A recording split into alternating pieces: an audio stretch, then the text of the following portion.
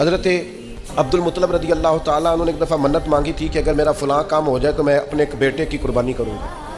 हल हो गया, बेटा ज़िबा करना है, कुरान अंदाजी की तो कुरान निकल आया जनाब अब्दुल्ला के नाम का। अब जब बेटा ज़िबा करने लगे तो सारी दुनिया इकट्ठी हो गई, सबसे खूबसूरत बच्चा।